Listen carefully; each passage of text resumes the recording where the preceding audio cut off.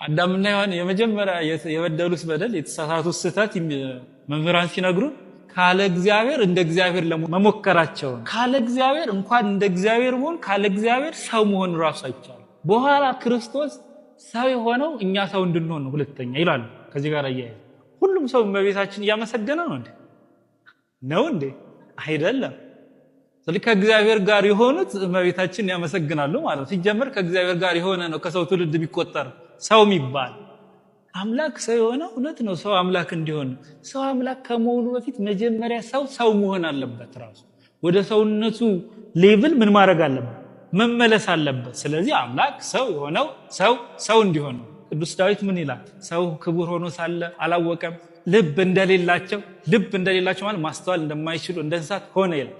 ምን ማለት ነው? በሌላ አገላለጽ ሰው ኢዚኳልቱ እንስሳ ማለት ነው። ሰው ከእግዚአብሔር ጋር ካልኖረ እንስሳ ነው የሚባለው ማለት ነው። ሰው ለምንድን ነው የተፈጠረው ሲባል ብዙዎቻችን ምንድን ነው የምንለው? እግዚአብሔርን አመስግኖ ምን ለማድረግ ክብሩን ለመውረስ ነው አይደል? አመስግኖ ክብሩን ለመውረስ ክብሩን ለመውረስ ምን ማለት ነው? ኦርቶዶክሳዊነት የትምህርት ጥርቅም ጥቅስ መያዝ የዚህ ጥቅስ ምንድነው ትርጉሙ ምናምን እሱን በላይ መራቀቅ እንደዛ አይደለም። ለአንዳንድ ሰው እንደዛ ይመስላል፣ ግን አይደለም። አለ ትምህርት፣ ሰፊ ትምህርት፣ ጥልቅ ትምህርት፣ ብዙ መጻሕፍት አሉ የተጻፉ የሚነበቡ የሚመሰጠሩ የሚተነተኑ የሚብራሩ። ኦርቶዶክሳዊነት ከዛም ይሰፋል ከዛም ይጠልቃል። ቤተክርስቲያን ክርስቶስን ማየት መስማት መዳሰስ ብቻ አይደለም። ምን ስላረገች በልተዋለች፣ ቀምሰዋለች። ጣዕሙ ከመታይምሩ ከመሄር እግዚአብሔር ቸር እንደሆነ ታውቁ ዘንድ ምን በሉት ነው? ጣዕሙ ቅመሱት። በቤተክርስቲያን ትምህርቶች ውስጥ ዴፊኒሽን አይበዛም ወይም የለም ማለት ይቀላል። በተለይ ምስጢራትን በሚመለከት ዲፋይን አይደረጉም ማለት ነው፣ አይበየሩም። ዴፊኒሽን ምን ማለት ነው? አሁን ዲፋይን ከተደረገ ተወሰነ ማለት ነው። ምንነቱ ማንነቱ እንዳለ ይዘቱ በሙሉ በዛ ክርክም ብሎ በቃ ፍጹም ተገልጿል ማለት ነው። እንደዛ ደግሞ ምንለው ትምህርት የለም። አክሽን አለው ማለት ድርጊት አለው። ካላደረክ የፈለገ ልትማር ትችላለህ። 81ዱንም መጽሐፍ ሁሉንም ምስጢራት ልተነተን ትችላለህ። ክርስቲያን አይደለም፣ ኦርቶዶክሳዊ አይደለም። ኦብቪየስሊ በእርግጠኝነት መናገር የሚቻለው ኦርቶዶክሳዊ አይደለም። ለምን? ኦርቶዶክሳዊነት ዕውቀት ብቻ አይደለም፣ ትምህርት ብቻ አይደለም፣ ትምህርትም ህይወትም ነው። ተዋህዶ ማለት ውሃው ጥምቀታችን ነው፣ ደሙ ቁርባናችን። በሌላ ቋንቋ ከጎኑ ሁለተኛይቱ ሔዋን ማን ተገኘች? ቤተክርስቲያን። ስለዚህ ክርስቶስ ራስ ቤተክርስቲያን አካል ማለት ነው። ክርስቶስ ራስ ቤተክርስቲያን አካል ተዋህደው ለምንድን ነው? ሰውን ለማዳን ማለት ነው። ኪዳነ ምሕረት የእረፍቴ እናት ሰላም ሆነ ባንቺ አማላጅነት ንጽሕት ድንኳን በእምነት ያጌጥኩብሽ ሰላም ሆነ በአማኑኤል ልጅሽ ሰላም ሆነ በአማኑኤል ልጅሽ የብርሃን ዝናር ባይኖረኝም በንጉሥ ፊት ተሸልሜ ብቆም በልጅሽ ነው ውበቴ ማማሩ በምልጃሽ ነው ስሜ መቀየሩ በልቤ ላይ ተነበበ ልጅሽ አሁን ስሜ ተጠርቷል በልጅሽ በታች በምድር እስከ ሰማይ ድረስ ድርሻዬ ነው ስምሽን ማወደስ ድርሻዬ ነው ስምሽን ማወደስ። ስለኛ የሚማልደው የሚለው በስጋ ወራት ለምሳሌ የሚያደርጉትን አያውቁምና ይቅር በላቸው ብሎ ተናግሯል አይደለ? አንዱን ቃል ብቻ ብንይዝ አሁን ከዚህ ቃል የተነሳ ስለኛ የሚማልደው ሊባል ይችላል። ልዩነቱ ምንድነው? ወደ ማን የሚማልደው ያል እንደሆነ ቅዱስ ጳውሎስ በሁለተኛ ቆሮንቶስ መልእክቱ ምዕራፍ 5 ቁጥር 18 ላይ ነገር ግን የሆነው ሁሉ በክርስቶስ ከራሱ ጋር ካስታረቀን የማስታረቅም አገልግሎት ከሰጠን ከእግዚአብሔር ነው። ከራሱ ጋር ካስታረቀን። እንግዲህ ከራስ ጋር ማስታረቅ ምንድነው? ያለ እንደሆነ ስለኛ የሚማልደው ያለው አባቱ ሆይ የሚያደርጉትን አያውቁምና ይቅር በላቸው ሲል አብ ብቻ አይደለም ይቅር የሚል ራሱ ይሄ እየጸለየ ያለው እየተናገረ ያለው አምላክ ይቅር የሚል ነው። በስጋው ስጋን ስለለበሰ እንደኛ ሰው ስለሆነ የሚያደርጉትን አያውቁምና ይቅር በላቸው አለ። እየተቸነከረ ነው፣ እየደማ ነው። ለሚያደሙት አጥንቱ እስኪታይ ለገረፉት ለነሱ የሚያደርጉትን አያውቁምና ይቅር በላቸው እያለ ፍቅርን እያሳየ ነው። ይሄ የለበሰው ስጋ ነው። ይቅርታስ የማን ነው ያለ እንደሆነ የሱ ነው፣ የአብም ነው፣ የመንፈስ ቅዱስም ነው። አብ ወልድ መንፈስ ቅዱስ ይቅር ይላሉ። ቅዱስ ጳውሎስ በኤፌሶን መልእክቱ አንድ ጌታ ነው የሚለው። አንድ ጌታ ማለት ይቅር የሚሉት ሶስቱም ናቸው እንጂ አብ ብቻ አይደለም፣ ወልድ ብቻ አይደለም፣ መንፈስ ቅዱስ ብቻ አይደለም።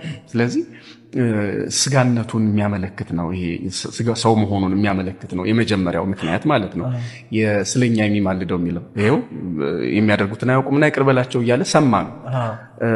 ከዚያ ውጪ ቅዳሴ አትናቴዎስ ላይ አንድ ደስ የሚል ቃል አለ። ወልድ ሆይ እንደ ጥንቱ ማለት እንደ አርቡ ጩህ እንዲህ በል ላማ ሰበቅታኒ አምላኬ ለምን ተውከኝ በል የሚያደርጉትን አያውቁምና ይቅር በላቸው በል ይላል። እና ስለኛ የሚማልደው ማለት ዛሬም ድረስ የክርስቶስ ስጋና ደም እኛ ከሱ ጋር እንድንኖር የሚያደርጉትን አያውቁምና ይቅር በላቸው የሚል ስጋና ደም ነው ያለ።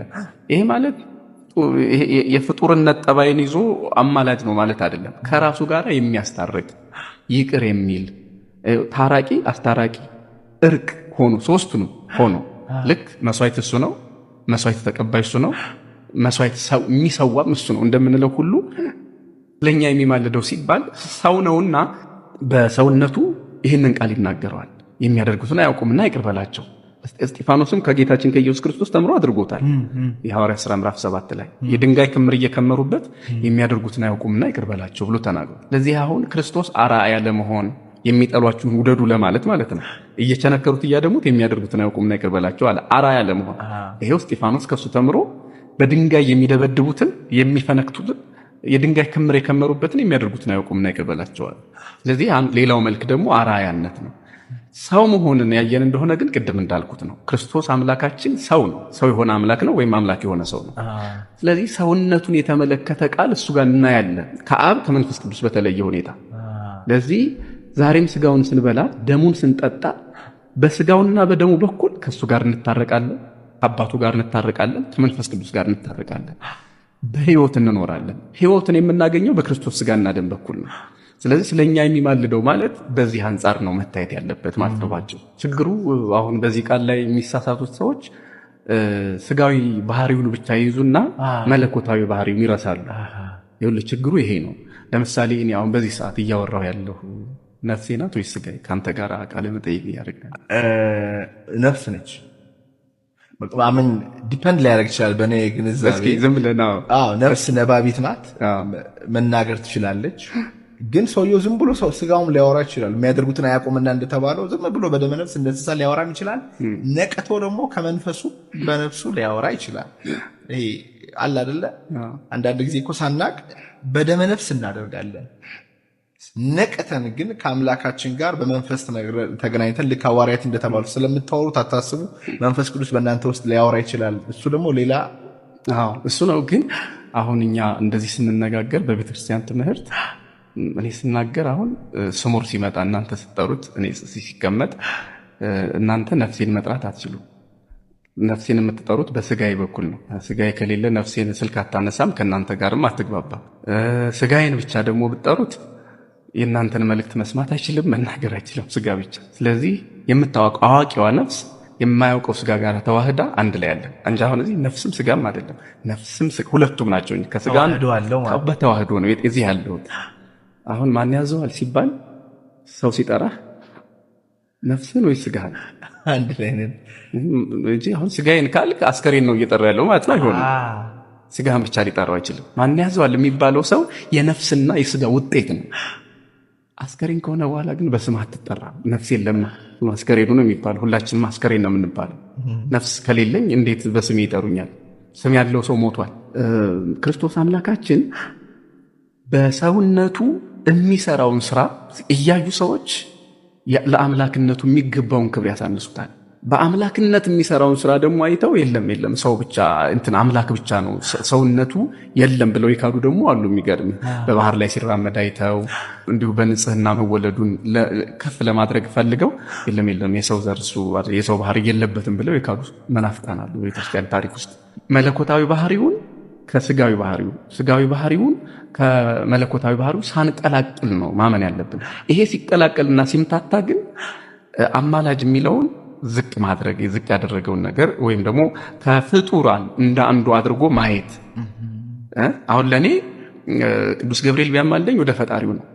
እመቤቴ ብታማልደኝ ድንግል ማርያም ወደ ፈጣሪዋ ነው፣ ወደ ልጇ ነው። ጻድቃን ሰማዕታት ቢያማልዱኝ ወደ ፈጣሪያቸው ነው። ኢየሱስ ክርስቶስ ያማልደኝ ወዴት ነው የሚለውን ጥያቄ ደግሞ መለስ ያስፈልጋል። እሱ ወደ ራሱ ልዩነቱ ይሄ ወደ ራሱ ማለት ነው። እርሱ ራሱ ይቅር የሚል አምላክ ነው። ሌሎች እኮ ይቅር አይሉም። አሁን ጻድቃን ሰማዕታትን ብታይ ወደ ይቅር ባዩ አምላክ ነው የሚያደርሱ እንጂ እነሱ መነሻ ናቸው እንጂ መድረሻ አይደሉም። ክርስቶስስ ስለኛ የሚማልደው ሲባል መነሻም እሱ ነው፣ መድረሻም እሱ ነው። ከአብ ከመንፈስ ቅዱስ ጋር አንድ ስልጣን ስላለው። ስለዚህ ይሄ ውዝግብ የመጣው መለኮታዊ ባህሪንና ስጋዊ ጠባይን ከመቀላቀል የተነሳ አንዱን በመርሳት ምክንያት ነውና መለኮታዊ ጌትነቱን እግዚአብሔርነቱን ከመርሳት የተነሳ አማላጅ የሚለው ቃል በጣም ተለጥጦ ሌላ መልክ ያዘ እንጂ ኢየሱስ ክርስቶስ እውነት ነው በለበሰው ስጋ አራያ ለመሆን ቤዛነቱንም ለማሳየት ይህንን ቃል የሚያደርጉትን አያውቁምና ይቅር በላቸው። ሌሎችም ጸልየዋል እኮ አይደለ? ለምን ነው የጸለየ? ይቺ ጽዋ ከኔ ትለፍ ያለ እሱ እኮ ይህን ማለት አይጠበቅበትም። ፈርቷል አይደለ? እንዴ ሊሞት መጥቶ ለምን ነው የፈራ? እኔ አሁን ለምሳሌ ልትሞት ነው ቢሉኝ እፈራለሁ። ለምን እሞታለሁ ብዬ ስላልመጣሁ። አስቦበት የመጣው ሞት ላይ ለምን ነው የፈራ? ወንጌላውያን እኮ ፈራ እያሉ ጽፈውልናል። እቺ ጽዋ ከኔ ትለፍ እያለ እየተጨነቀ እና ይህንን አባቶቻችን ሲያብራሩት የፈራ እንደኛ ፍርሃት አይደለም። ይሄ ሳዊሮስ የሚባል ቤተክርስቲያን ሊቃልና ከኛ ፍርሃትን ለማራቅ ሞትን እንፈራዋለን አይደለም? የሞትን ፍርሃት ለማራቅ እሱ ፈራ። እሱ ባይፈራ ኖሮ እነ ቅዱስ ጳውሎስ ለሄዶ ወደ ክርስቶስ እናፍቃለሁ ብለው ሞታቸውን አይናፍቁትም ነበር። የሚናፈቅ ሞት የመጣልን የማይፈራ ሞት የመጣልን የሞት መውጊያ ሲሰበር ነው። ስለዚህ የሞትን መውጊያ የሚሰብረው እሱ ሲፈራ ነው። ስለዚህ አባታችን አዳም በድፍረት ነው ሞትን ያመጣው፣ ክርስቶስ ደግሞ በፍርሃት መለሰው ማለት ነው። በድፍረት ማለት ጸበለስም ደልኩ። ስለዚህ አሁን እቺ ጽዋ ከኔ ትለፍ ይላል። ፈርቶ አይደለም። ይሄ ሞት ከኔ በኋላ ለሚመጡ አማኞች በሙሉ ይለፍላቸው ሲል ነው። ሞትን እንደሻሩ በፍርሃትን ሻረው ነው እንደዚህ። ስለዚህ ይሄ ስለኛ የሚማልደው የሚለው እንዲህ አይነት እግዚአብሔራዊነት ያልተለየውን ስራ ጭምር የሚገልጥ ነው እንጂ ማማለት ሲባል ዝም ብሎ ይሄ የቅዱሳንን ስራ ወስዶ እሱ ላይ ማላተም አይደለም። አግኝተንበት ስምህ ተዋብንበት ፍቅርህን ሞገሳችን ሆነሃል የጽድቅ ልብሳችን አማኑኤል። የባዕድ ሀገር ብንኖር ቢገጥመን መከራ ችግር ነጩን ልብስ ለብሰን ታይተናል መስቀሉን ከማይተሙ ጋር። አሁን ቤተክርስቲያን ስትሳለሙ መጀመሪያ ወድቃችሁ መሬቱን ትስማላችሁ አይደል? ከዛ ግራውንና ቀኙን መሬቱን ስንስም መቃብሩን ነው እየተሳለምን ያለ ነው። ግራና ቀኙን ስንስም ዮሴፍና ኒቆዲሞስን ነው የምናስታውሰው። አባቶቻችን ቅዳሴ ላይ ሲቀድሱ ንፍቁ ካህንና ሰራዩ ካህን ጸሎት ሲያደርጉ ምንድነው የሚለው? ሰራዩ ካህን ዋናው ካህን ምንድነው የሚለው? ጌታ ሆይ ይህ እኔንና ይህን አብሮኝ የሚቀድሰውን ካህን ስጋህን እንደገነዙ እንደ ዮሴፍና እንደ ኒቆዲሞስ አድርገን ይላል። የሕማማት ቀን ደግሞ ብትገቡ ቤተ መቅደስ ታያላችሁ ተአምር። የክርስቶስን ልክ እንደተገነዘ ሆኖ ሁለት ካህናት ይዘው 41 ጊዜ እየተዞረ እግዚኦታ እየተባለ እነሱ የተሰማቸው እንዲሰማን የሚያደርግ ጸሎት አለ። የትንሣኤ ሰሞን ደግሞ ገና ቅዳሴ ስንጀምር ሃሌሉያ ዮሴፍ ወኒቆዲሞስ ገነዝዎ ለኢየሱስ። ዮሴፍና ኒቆዲሞስ ኢየሱስን ምን አሉት? ገነዙት እያልን ነው ቅዳሴ የምንጀምረው። ራሱ ክርስቶስን መገነዝ እንዴት ያለ ክብር ነው! ክርስቶስን መገነዝ ትፈልጋላችሁ ይላል ቅዱስ ኤፍሬም ሶርያዊ።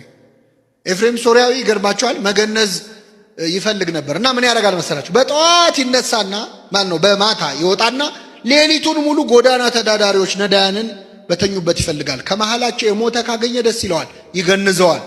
ሲመለስ ፊቱ በርቶ ይመለሳል። ምን ነው ምን አግኝተን የተደሰትከው ሲሉት ክርስቶስን አግኝቼ ገነዝኩት ይላል። ደሃን ማብላት ክርስቶስን ማብላት ከሆነ ደሃን መገነዝ ማን መገነዝ ነው? ክርስቶስን መገነዝ ነው። ስለዚህ ኒቆዲሞስ በቤተ ክርስቲያናችን እጅግ ትልቅ ክብር ያለው ቅዱስ ነው። ቀስ እያለ በፍርሃት የጀመረ ክርስትና ከዛ ፈራ ተባ ወደ ማለት ከዚያ ደግሞ በአደባባይ ስለ ክርስቶስ ወደ መመስከር ሰማዕትነት እኮ ነው። ሰማዕትነት ከዚህ በላይ ምን ሰማዕትነት አለ? እና ክርስትናችን የምንሞትለት መከራ የምንቀበልለት ልታምኑ ብቻ አይደለም የተጠራችሁት። እንደነ ቅዱስ አግናጢዮስ ልታምኑ ብቻ ሳይሆን መከራን ምን ልትሉ ልትቀበሉ። ክርስቶስ ይቺ ጽዋ ከኔ ትለፍ ብሎ ለሁላችን ያስተላለፈው መከራውን ነው። ከኔ ትተላለፍ፣ ከኔ ወደ ቀጣዩ ትውልድ ትሂድ ብሏል። ስለዚህ ክርስቶስን የጠሉ ሁሉ ክርስቲያኖችን ይጠላሉ። በዓለም ሳላችሁ